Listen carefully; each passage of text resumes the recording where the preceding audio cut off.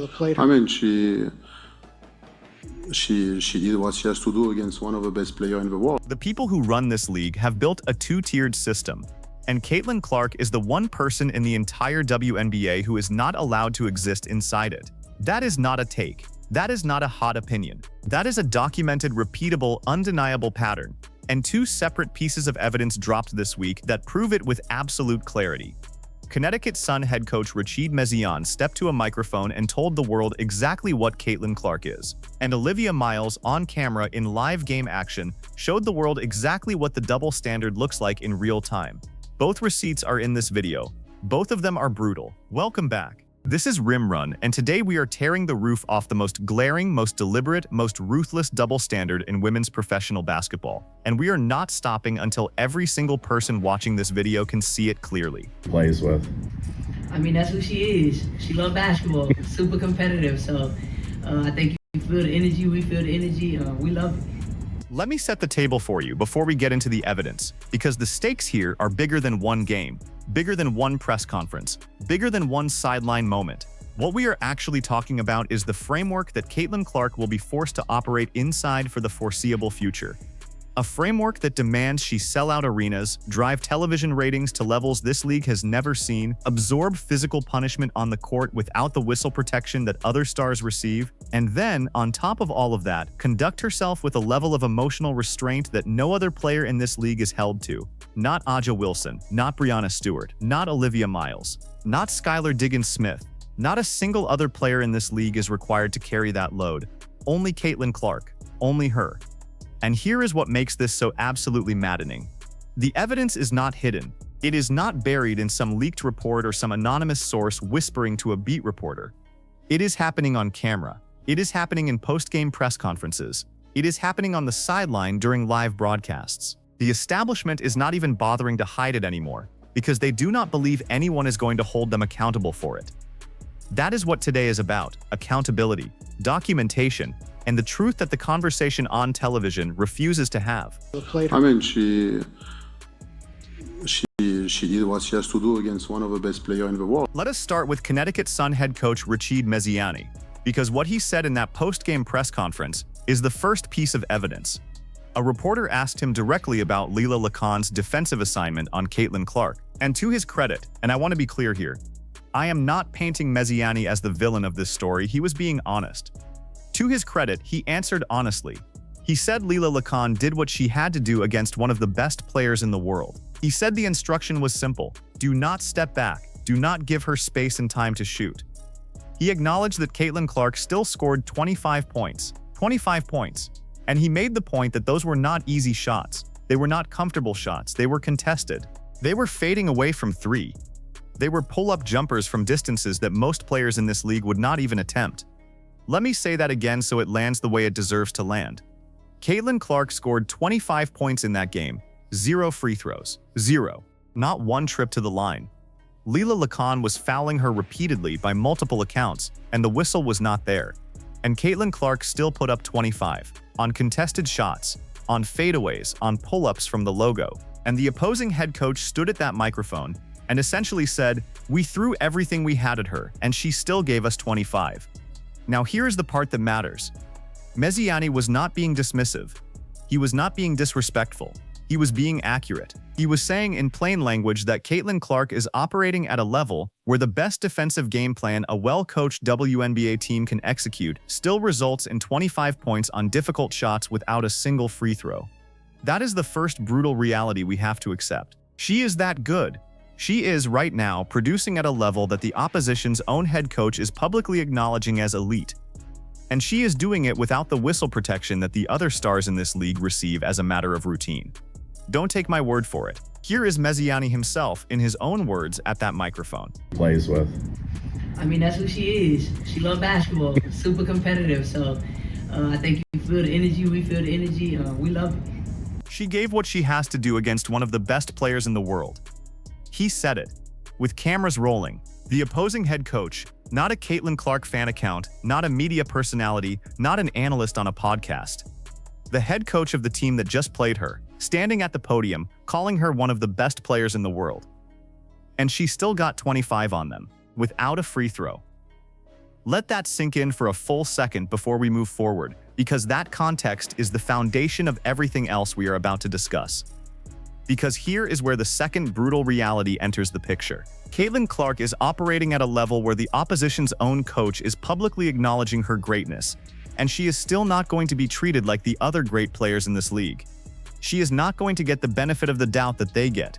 She is not going to get the latitude that they get.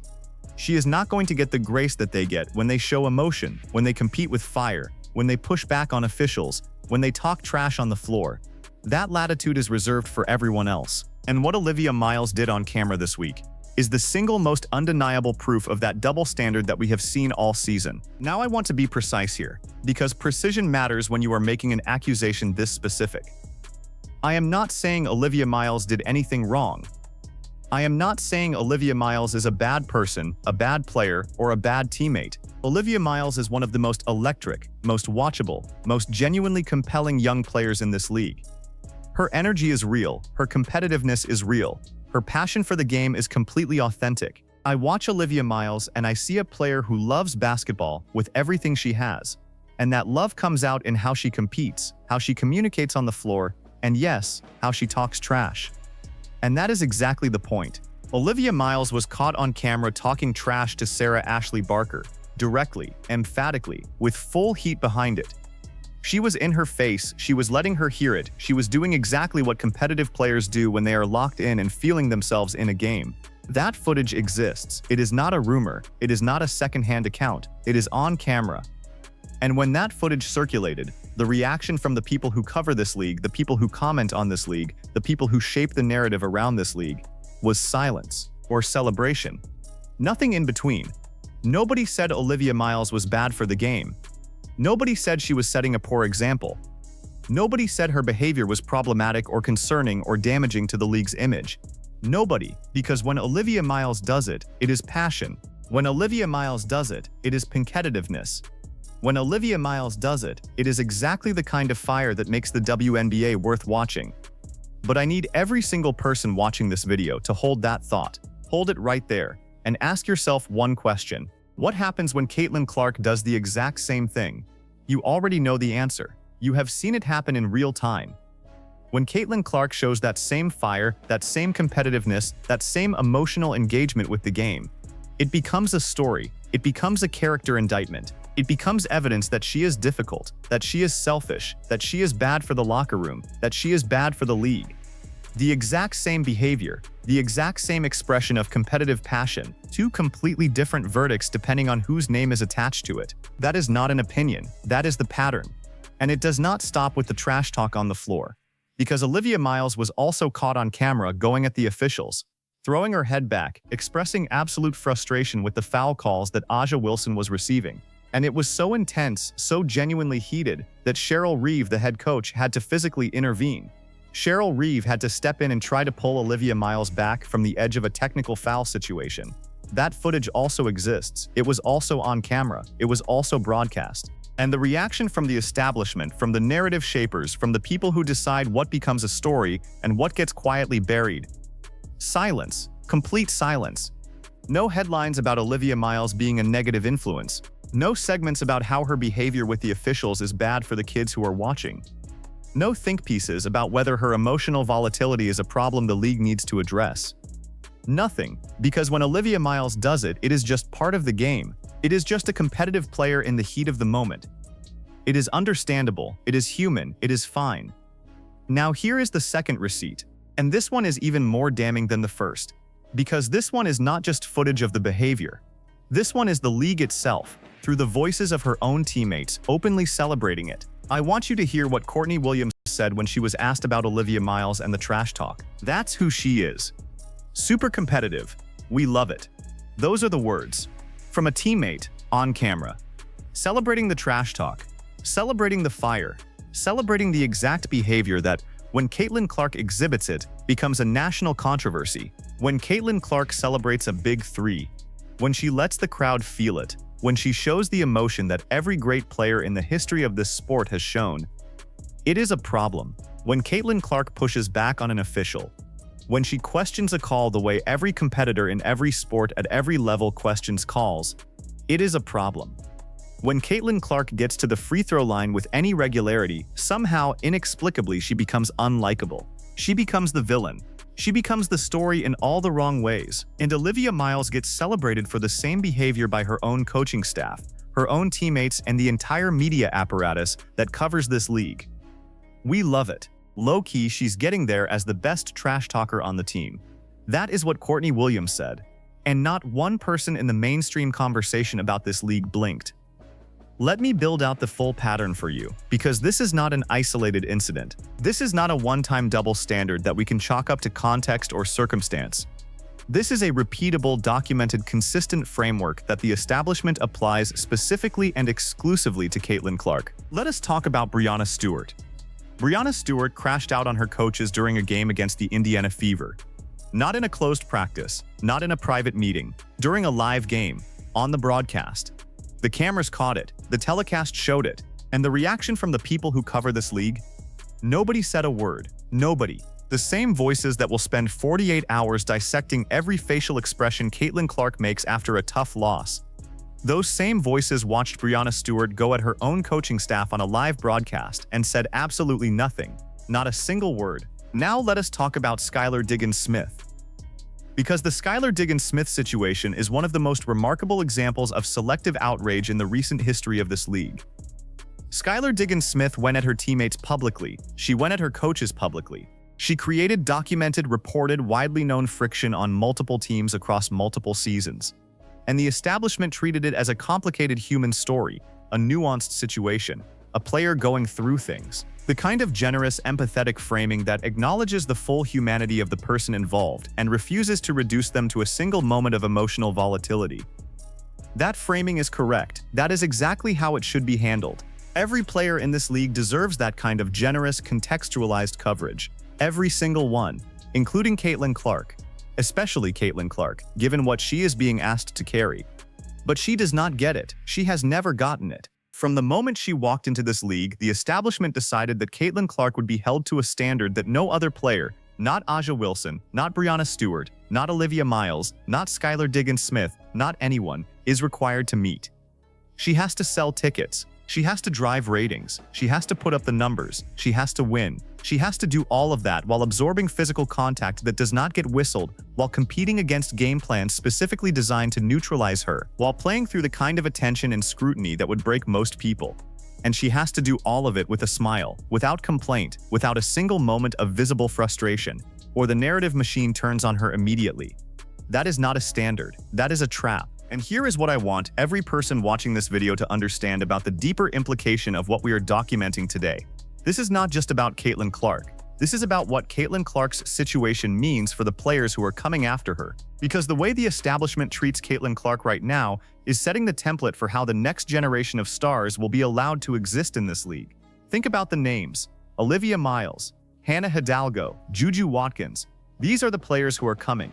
These are the players who are going to carry the next wave of growth for women's basketball.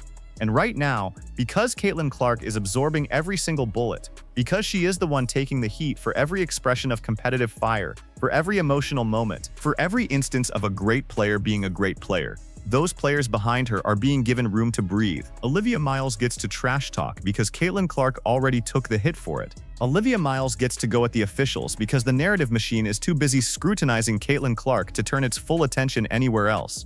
The next generation of players is going to inherit a slightly more livable league because Caitlin Clark is out here absorbing the punishment that should never have been assigned to her in the first place. That is the brutal, agonizing, soul-crushing reality. Caitlin Clark is not just building her own legacy, she is building the foundation that every player who comes after her is going to stand on. And she is doing it while being treated worse than any player of her caliber has been treated in the modern era of this sport. She is doing it while scoring 25 points on contested shots without a free throw against a team whose own head coach stands up at the podium afterward and calls her one of the best players in the world. She is doing it in real time, every single game, every single week, with the full weight of the establishment's double standard pressing down on her from every direction. And she keeps showing up, she keeps competing, she keeps making the shots that nobody else can make from the spots that nobody else would even attempt. That is who Caitlin Clark is. That is what the establishment is trying to contain, and that is what they have been completely unable to stop. Now let me give you my verdicts. because this situation is not going to resolve itself, and I think it is important to be specific about where this goes from here. Verdict 1. The double standard does not get better on its own. The pattern we have documented today, Olivia Miles celebrated for the same behavior that gets Caitlin Clark condemned. That pattern is structural. It is baked into the way the establishment covers this league. It is not going to change because a few people on the internet pointed out. It is going to change when the audience, the people who are actually driving the viewership numbers, the people who are filling the arenas, the people who are making this league financially relevant in a way it has never been before, when that audience makes it clear that they see the double standard, they reject it, and they are going to hold the narrative shapers accountable for it.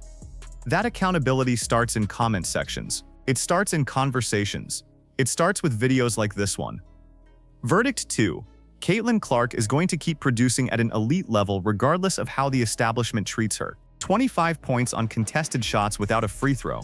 Against a team running a specific defensive scheme designed to slow her down, with the opposing head coach publicly acknowledging her greatness afterward. That is not a player who is being broken by the pressure. That is a player who is operating through the pressure and producing anyway. The establishment can write whatever narrative they want. The box score is going to keep telling the truth. Verdict 3. The players coming after Caitlin Clark owe her something that most of them will never fully articulate. Olivia Miles, Hannah Hidalgo, Juju Watkins. The next wave of stars who are going to inherit a league that is bigger, more watched, more financially viable, and slightly more tolerant of competitive fire than it was before Caitlin Clark arrived. Those players are going to walk into an easier situation because of what she is absorbing right now. I hope they know that.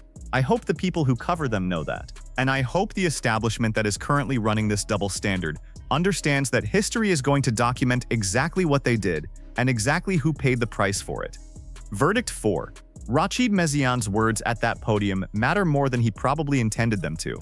When the opposing head coach stands up and tells the media that his defender was doing everything she could against one of the best players in the world, that is not a throwaway line. That is an acknowledgement that is going to age very well. Because the longer this goes on, the clearer it becomes that what we are watching in real time is the construction of an all-time legacy. And the people who spent this era trying to diminish it, trying to hold it to an impossible standard, trying to make the greatest player in this league's current moment into a problem to be managed rather than a phenomenon to be celebrated, those people are going to have to answer for that eventually. Caitlin Clark is out there right now, scoring 25 on contested shots without a free throw, against the best defensive game plan the opposition can design. And she is doing it while carrying a weight that no other player in this league has ever been asked to carry. That is the truth. That is the undeniable, documented, camera-verified, coach-confirmed truth. Here is the forced choice I am putting to you today, and I want you to answer it in the comments right now. Do you believe the double standard we documented in this video, the gap between how Olivia Miles is covered versus how Caitlin Clark is covered for identical behavior, is going to get better as the league grows? Or do you believe it is a permanent feature of how the establishment treats Caitlin Clark specifically, and it does not matter how many 25-point games she puts up? The framework never changes. Those are the only two options. Pick one. Drop it in the comments. I read every single one. If this video gave you something that the mainstream conversation is refusing to give you, the actual receipts, the actual pattern, the actual documented evidence, hit that like button right now, because it is the only signal that tells us to keep making content like this. Subscribe to Rim Run if you are not already here. Hit the bell so you do not miss the next one, and share this video with one person who needs to see the double standard laid out this clearly. We will see you in the next one.